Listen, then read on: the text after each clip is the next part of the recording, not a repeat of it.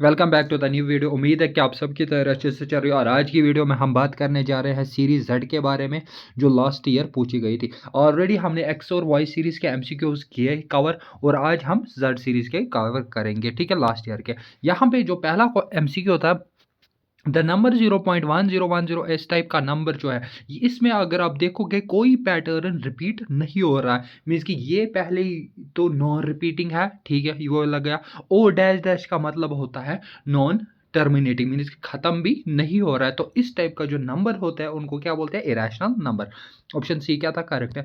Next question की बात करें, the product of it is zeros of the polynomial. हमें एक पॉलिनोमियल दिया है, हमें प्रोडक्ट ऑफ जीरोज निकालना है। तो हम जानते हैं एक रिलेशन वो होता है, product of it zeros equal to C upon A. C की वैल्यू यहाँ पे जीरो है, ए की वैल्यू 4 है, तो 0/4 हो गया जीरो। ऑप्शन बी क्या हो जाएगा? करेक्ट है। नेक्स्ट क्वेश्चन की बात करें, the pair of linear equation, और हमें बोलना है कि ये जो पेयर ऑफ लीनियर इक्वेशन, इसका ग्राफ कैसा है? दो लाइन इसका कॉन्सेंट है, इंटरसेक्ट या पैरेलल या नन ऑफ दिस, ठीक है। आप हम चेक करते हैं इनके कोएफिशिएंट्स के रेशियो के बराबर। यहाँ पे a1/a2 अगर आप करते तो वो 1/2 आ रहा है, सॉरी, a1/a2 1/2 आ रहा है, B1/B2 करते तो वो भी 1/2 आ रहा है, C1/C2 करते वो 1/3 आ रहा है। यहाँ पे एक रिलेशन मिली A1/A2 equal to B1/B2 not equal to C1/C2। तो ये तभी कैसे होता है पॉसिबल? जब हमारा सोल्यूशन क्या हो? नो सोल्यूशन एग्जिस्ट कर रहा हो, मीन्स कि कोई सोल्यूशन एग्जिस्ट कर रहा, वो तभी पॉसिबल होता है जब दो लाइनें क्या होती है? पैरेलल। तो ऑप्शन सी क्या हो जाता है? करेक्ट है। नेक्स्ट क्वेश्चन की बात करें, sine 2a equal to 2 sine a is true when a की वैल्यू अगर आप जीरो रखते तो साइन 2 × 0 हो गया जीरो, तो वो साइन जीरो की वैल्यू हो गई जीरो, खत्म। यहाँ पे 2 × 0 रखते तो जीरो, 0 × 2 हो जाता, वो भी left hand side equal to मिल जाता है राइट हैंड साइड के बारे ऐड कहाँ पे? ए की वैल्यू जीरो रखने पे, ठीक है। ऑप्शन ए क्या हो जाता? करेक्ट है। नेक्स्ट क्वेश्चन की बात करें, the 11th term of the AP, आपको A11 पूछा है, तो आप जानते हो A11 इक्वल टू होता है 8 + 10D। तो आपको D निकालना था, D की वैल्यू होती -1/2, माइनस माइनस हो जाता +3, तो यहाँ से D की वैल्यू आ जाती 5/2। आप वैसे इसको इस इक्वेशन में पुट करते तो वहाँ से आपका आंसर मिल जाता 22। तो क्या होता है? मतलब 22। ऑप्शन बी क्या हो जाता है? करेक्ट है। The abscissa of any point on a Y axis, means कि ये क्या पूछा? एक्स एक्सिस की वैल्यू क्या होगी ऑन ए वाई एक्सिस, ठीक है, वाई एक्सिस पे, ठीक है। एक्स पॉइंट, एक्स कोऑर्डिनेट कितना होगा किस पे? वाई एक्सिस पे, वो हमेशा जीरो होता है। और आपसे ये भी पूछता है, इस बार ये पूछ सकता है कि एक्स एक्सिस पे ऑर्डिनेट पॉइंट कितना होगा? ऑर्डिनेट बोल सकता है, ऑर्डिनेट कितना होगा? वो भी क्या होगा? जीरो। मीन्स कि वो आपसे पूछा एक्स एक्सिस पे ऑर्डिनेट की वैल्यू कितनी होगी? वो जीरो होगी। इसका ध्यान रखना आप, ठीक है। The HCF of 26 and 91 is, HCF ऐसा नंबर होता है जो नो नंबर उसको डिवाइड कर रहा होता है, ठीक है। 26 को डिवाइड कर रहा है, रिमाइंडर जीरो आएगा। 26 91 को डिवाइड नहीं कर पाएगा, तो ये नहीं हो सकता। 13 26 को डिवाइड कर सकता है, हाँ। 91 को भी डिवाइड कर सकता है 7 जार। तो ऑप्शन बी क्या हो जाएगा? करेक्ट है। नेक्स्ट क्वेश्चन की बात करें, getting a natural number greater than zero is an example. ये प्रोबेबिलिटी का क्वेश्चन है। तो ये कौन सा? नेचुरल नंबर्स वो नंबर्स होते हैं जो ग्रेटर देन जीरो होते हैं, मीन्स के 1 2 3 इस टाइप के नंबर्स। उन नंबर्स का मिलना वो क्या है? वो एक श्योर इवेंट होता है, ठीक है, क्योंकि वो एग्जिस्ट करते हैं। तो ऑप्शन सी क्या हो जाता है? करेक्ट है। नेक्स्ट क्वेश्चन की बात करें, वॉल्यूम ऑफ ए स्फीयर, वो हम जानते हैं वॉल्यूम ऑफ स्फीयर किसके बराबर होता है? 4/3 पाई आर क्यूब। तो यहाँ पे कौन सा ऑप्शन है? ऑप्शन सी क्या था? करेक्ट है। नेक्स्ट क्वेश्चन की बात करें, the discriminant of the equation, हम जानते हैं डिस्क्रिमिनेंट की जो वैल्यू होती है वो होती है B² - 4AC।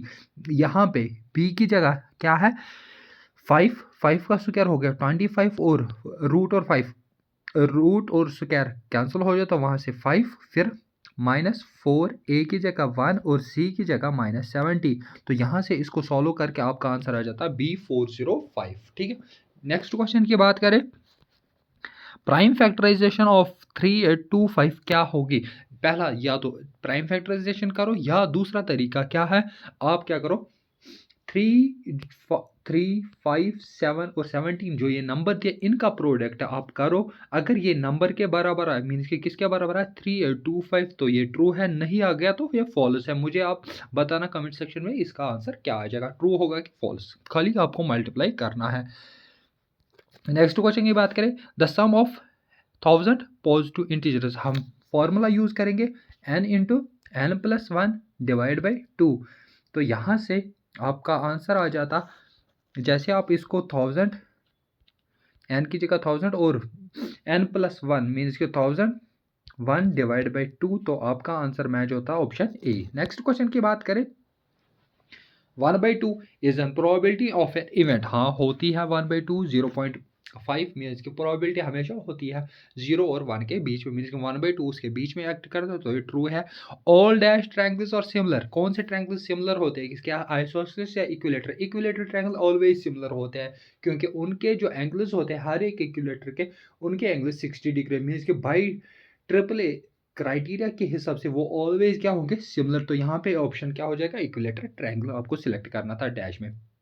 Number of tangents that can be drawn on a circle is, कि एक सर्कल पे कितने टेंजेंट्स आप ड्रॉ कर सकते हैं, वो क्या है, वो इनफाइनाइट टेंजेंट्स आप ड्रॉ कर सकते हैं। यहाँ पे और डैश में क्या लिखना था, इनफाइनाइट। नेक्स्ट क्वेश्चन की बात करें, n-1 bracket 2 minus n find the value of a4। आपको a4 अगर पूछा है तो आपको सिंपली n को रिप्लेस करना था 4 से, यहाँ पे 4 माइनस 1 इंटू 2 माइनस 4, तो यहाँ से 3 आता और इंटू यहाँ पे -2 आता, तो आपका आंसर आ जाता -6। तो इस टाइप से आपको लिखना था, ठीक है।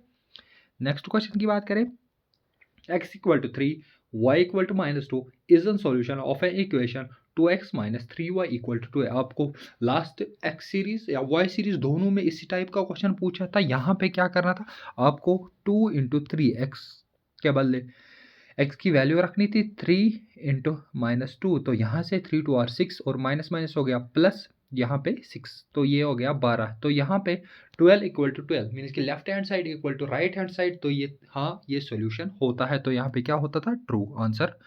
नेक्स्ट क्वेश्चन की बात करें, the value of cosec A is always greater और इक्वल टू 1, हाँ वो ट्रू होती है, मीन्स कि जो कोसेक ए है वो हमेशा वैल्यू होती है ग्रेटर और इक्वल टू 1, क्योंकि वो इनवर्स होता है किसका, साइन ए का। यहाँ पे और इसी का पूछा था sec square a equal to 1 plus tan square a, means कि ये आइडेंटिटी होती है, हम 3 आइडेंटिटी जाते हैं उनको आप याद करके जाओगे इस बार भी, ठीक है।